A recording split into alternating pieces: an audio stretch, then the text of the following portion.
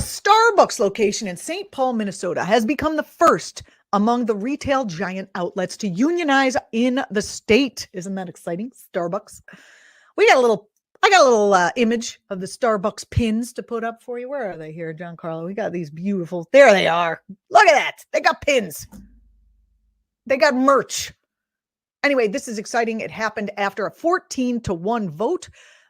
This is breaking news as of today. 20 Starbucks stores across the country are now unionized. Around 220 Starbucks stores have sought elections, with more added every day. And just like we talked about with the Delta people, since his return to Starbucks last week as the interim CEO, Howard Schultz is basically saying, trust me, not a union to make things right for you, even though I haven't done it yet. Marianne Williamson, writer, activist, former presidential candidate, was at an event in solidarity with the Starbucks workers and was able to speak with one of the workers there. We'll be speaking with Marianne in just a moment. But first, let's watch her exchange with this amazing pro-union Starbucks employee. Companies can make promises all they want. Our Starbucks can say that they're going to give us a raise or better benefits, but as we've seen in the past, it isn't a legal contract without a union contract. And by us organizing and bargaining and forming a contract, we can guarantee that we will, first of all, keep the benefits that we currently have, which has been a problem in the past with Starbucks changing benefits without telling us. And secondly, argue for better benefits than what we already have. And what are the benefits that you would like to see improved? I would like to see a wage increase for starting pay, but then I would also like to see an annual cost of living increase, because inflation is out the roof right now, and I make $12 an hour right now. It's just not enough in Virginia to live on. And then what about seniority pay? I hear that there's a conversation. What about your health care benefits? Personally, I don't use the health care for Starbucks, but I have coworkers who do, and I would like to see lower premiums. So you would rather stay at Starbucks and be part of the unionization effort than go somewhere else? I would, because for me, it's the resurgence of the labor movement that is so important, and I can make a better use of my time by organizing and creating Starbucks Workers United than by making a few dollars more somewhere else.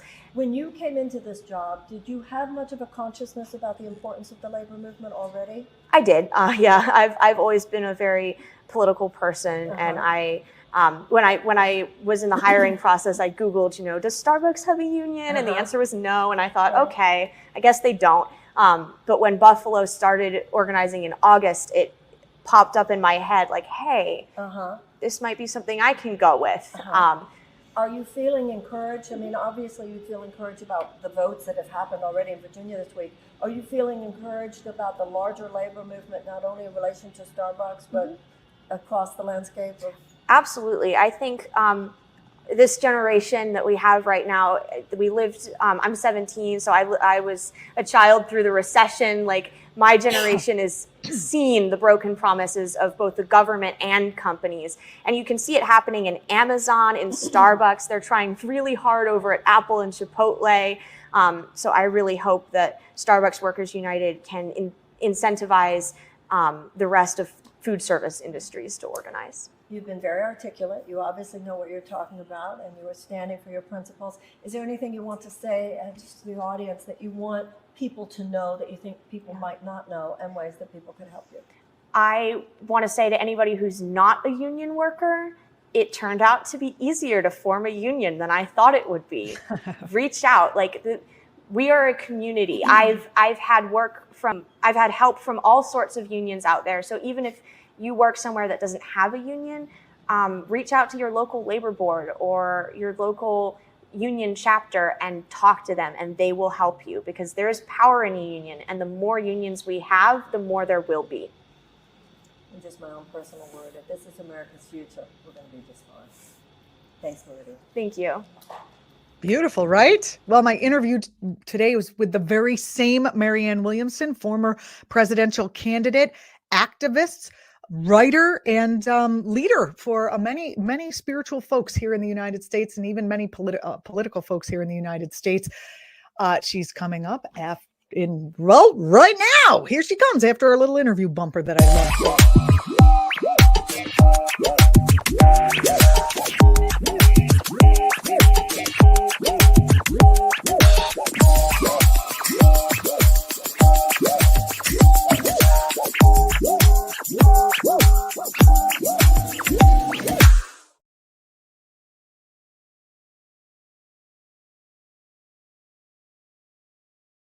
Marianne, thanks so much for being here. Oh, thank you for having me.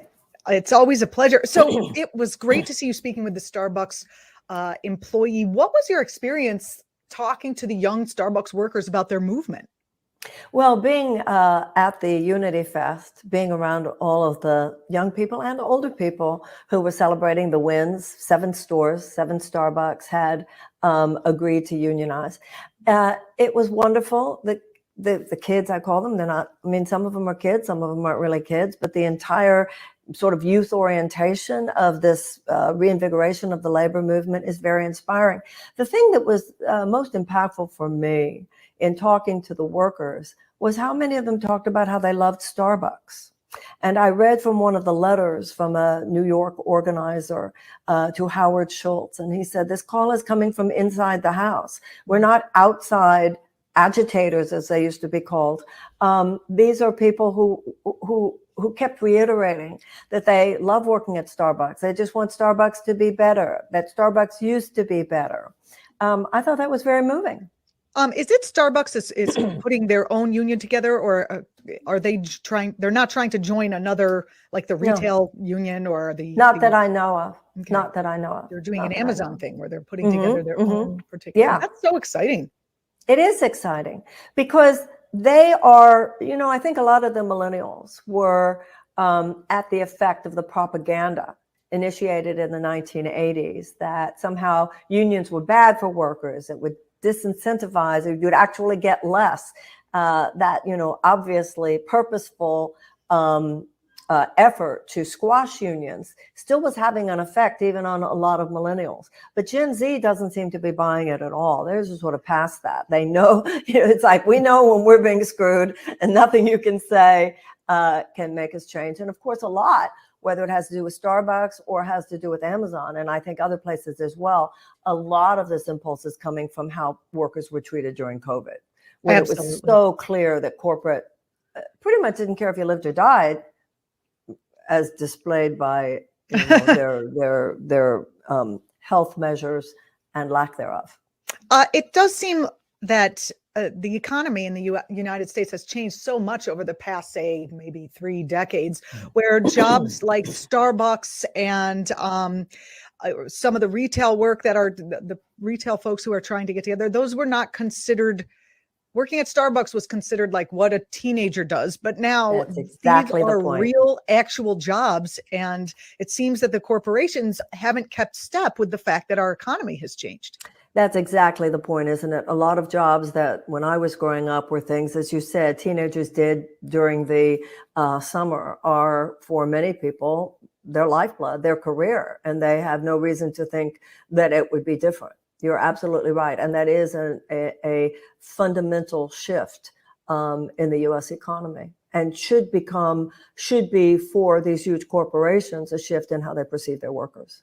Oh, well, I hope they keep adjusting their perceptions, instead of like Amazon, when we reported earlier, spent, I think it was 4.3 or 40, some amount of billions of dollars just trying to crush the Alabama union effort that happened last summer. Well, that's the point. They are not adjusting their perceptions. Instead, they're spending millions of dollars on anti-union activity, union busting activity. And of course, the big story this week has to do with the fact that even though the Biden administration had said that they would not be giving federal contracts to companies that had been involved in union busting, they gave a $10 billion contract to Amazon, which now Bernie Sanders is trying to get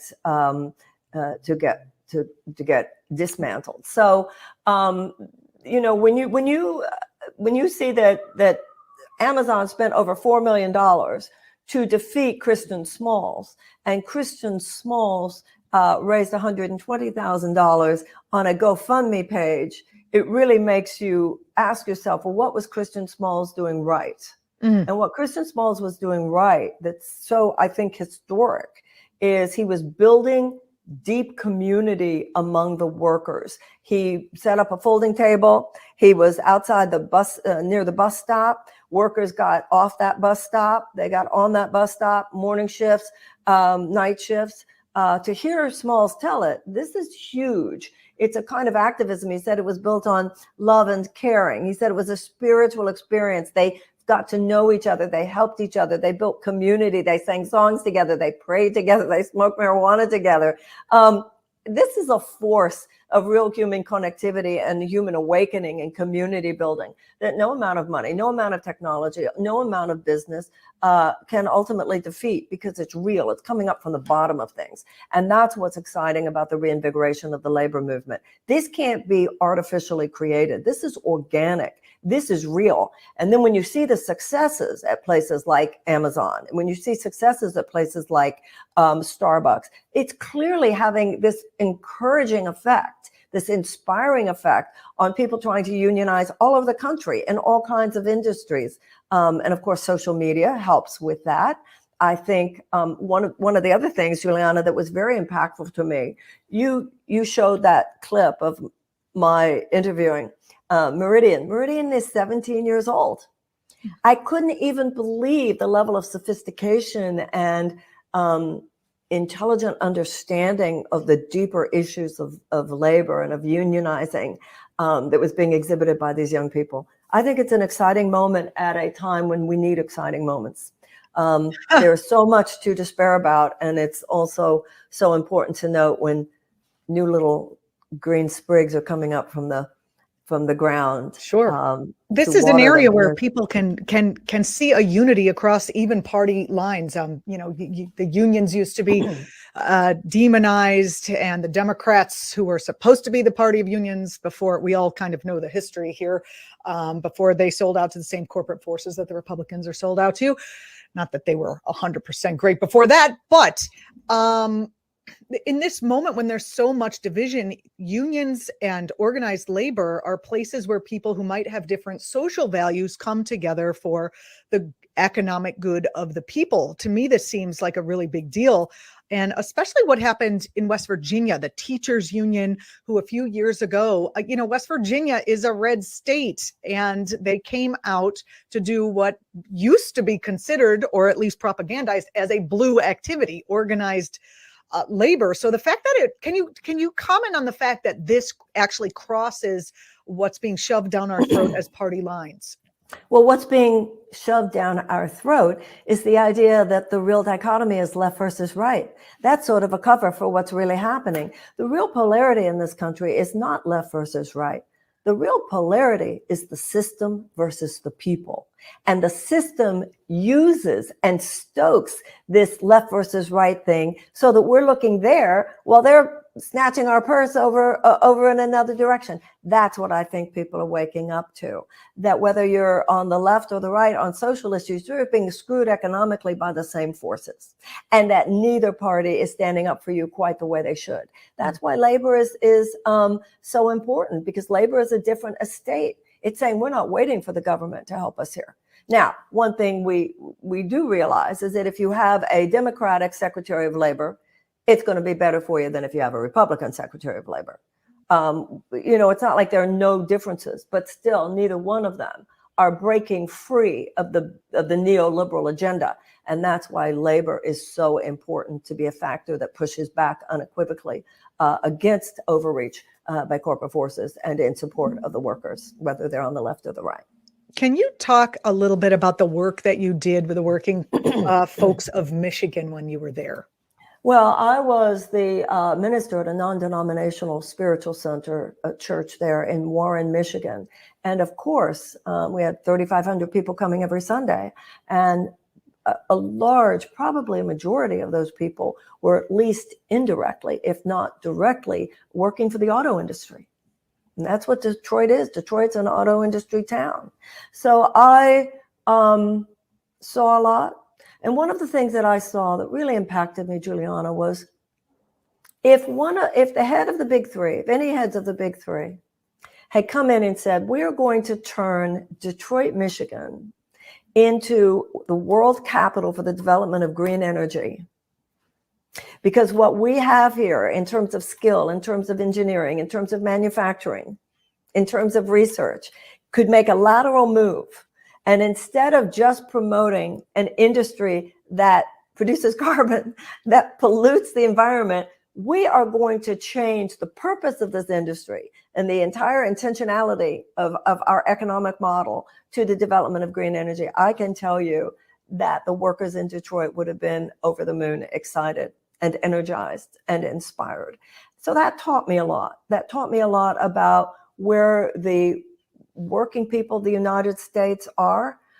People don't want, and I can't speak for every working person in the United States, of course, but I've seen it in industry after industry, that not only do workers want to wake up in the morning and do something that contributes, that they can feel good about at the end of the day, that they're not just economic cogs in the wheel, that they're not just doing it for the money, they're doing it because they're producing something with their own skill and their own purposefulness.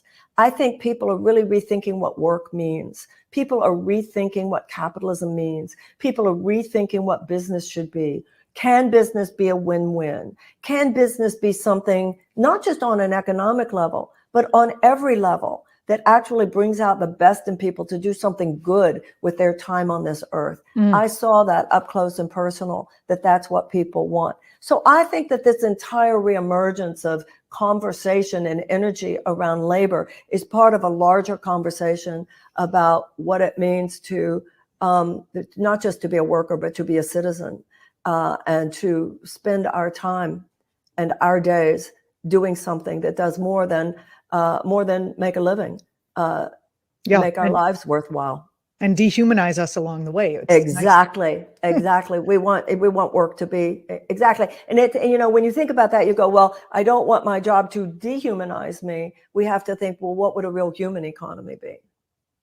And Absolutely. that means that people receive definitely more health benefits, more seniority pay, more health benefits, all of that. It still also seems like even that is kind of not enough. I mean, if we had democratic establishments, democratic workplaces, worker co-ops like they have in many European countries, where the workers actually own and profit directly from their own work. They have a stake in the decision making. It's not like some rich guy owns it and then they're nice enough to give you health insurance or whatever, it certainly seems like having some of that in the United States, even 10% of workplaces, that would cause a competition, and people would want to all work there because the benefits would be better, the way of life would be better, and then these other corporations, the more capitalistic structured organizations, would have to keep up with what's being offered at these other organizations. Do you think there's any place that the government might be able to encourage some form of worker-owned co-op in the workplace?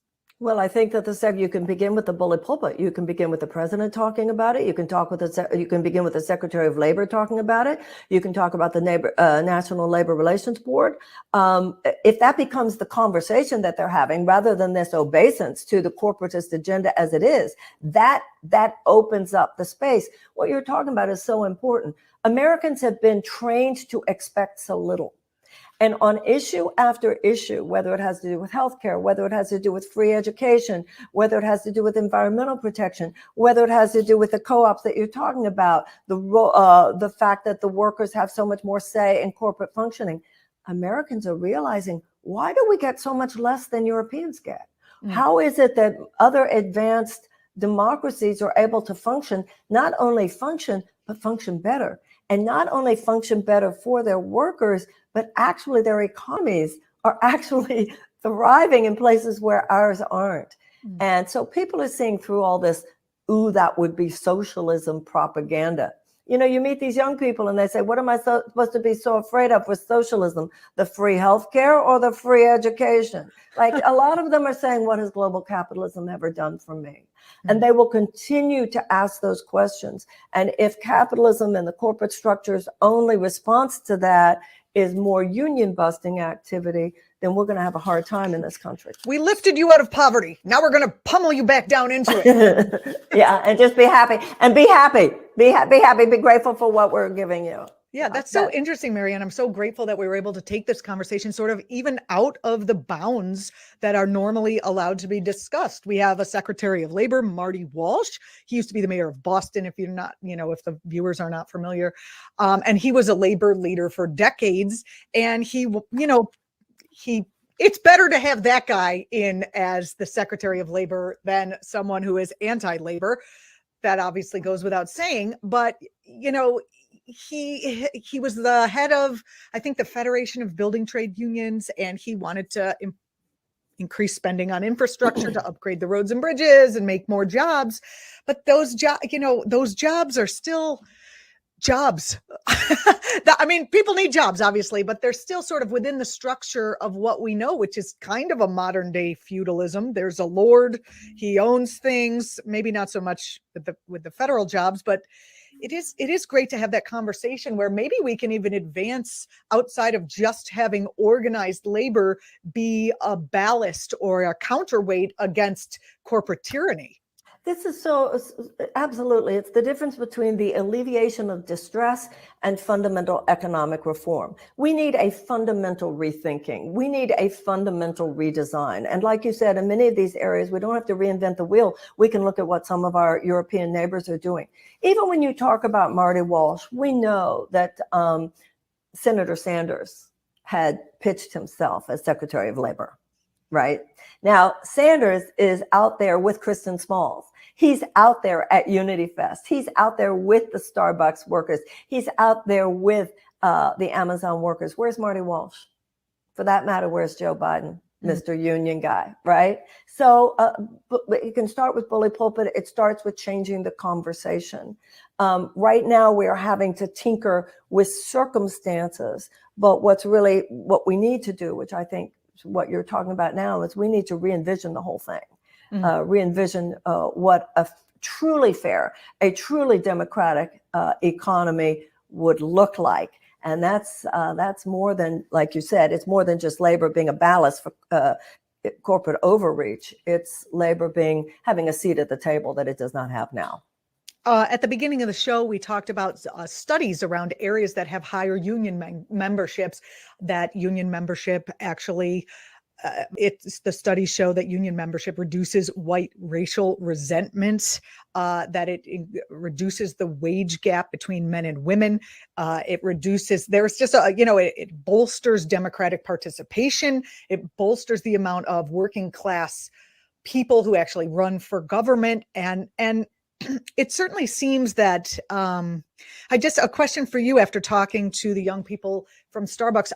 Do you notice that the young Starbucks workers recognize that they are in solidarity with, say, some of the older, more traditional looking union men? I know there's a lot of union women now too, so I didn't want to put that out there, but there is this stereotype of union workers.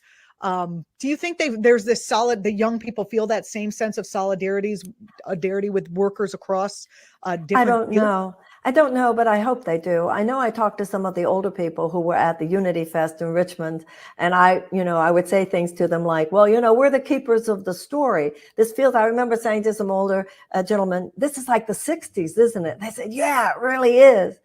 And also when you use that word solidarity, these kids really mean it. I mean, this isn't just like sloganeering. Part of what this is about is the American worker has been forced into this experience of isolation. Like it's just me and my suffering, which is part of the problem in our country, period, the sense of isolation. Being part of a union, the way things are unfolding today and the energy I saw in Richmond, and obviously what's happening at Amazon, these people feel what not just collective bargaining, but collective everything can be when you're really working with other people with common needs and common goals. And also I want to add to what you said. I was reading an article about how in hospitals where the nurses were unionized, the healthcare results were better during the pandemic. Fascinating. It's always great to have you here, Marianne, and I do appreciate you coming on. I do appreciate your thoughts on this area. Any final thoughts about the rising unity that we're seeing across the board in this moment of separation? I think that America is going through a period of reckoning. We have some very serious problems on our hands. I think everybody knows that. We are under direct threat. Our democracy itself is under direct threat. We have relationship with a country that's actually uttering the word nuclear bombs in our arsenal. We have an environment that is obviously close to imploding. So I think people have been in a real understandable sense of funk and despair. I think, however, that it's time for all of us to be thinking in terms of snapping out of it. Not snapping out of it as in denying these problems, not snapping out of it as in minimizing these problems, but knowing that at a certain point you cry, you process, you reflect deeply on these things. And then there's a time when you say, okay, now it's time to get into the solution. And I think that's what this new reinvigoration of the labor movement is displaying, not just around labor, but really in terms of the state of our humanity and the state of our citizenship, that it's time to rise up and re-envision and re-articulate, reimagine and repair this country. Well, I don't think we could be doing that without your voice. So I do appreciate you coming on Well, here. right and back doing all at the you. things. Oh, thank you so much. That's so kind. Don't forget to follow Marianne. She has a Substack Transform with Marianne Williamson that I highly recommend. Also, Marianne does a number of interviews on YouTube on her YouTube channel. Marianne, what's coming up next on your YouTube channel? Well, I am going to be interviewing Christian Smalls on Friday. The other day, I did a wonderful interview with Peter Kalmus, climate scientist, who also talks about mindfulness and meditation, and he works at NASA. He's a wonderful embodiment of this sort of integrative, holistic activism, and you can find that at mariannewilliamson.substack.com. Thanks so much. You're watching Act TV. We'll be right back.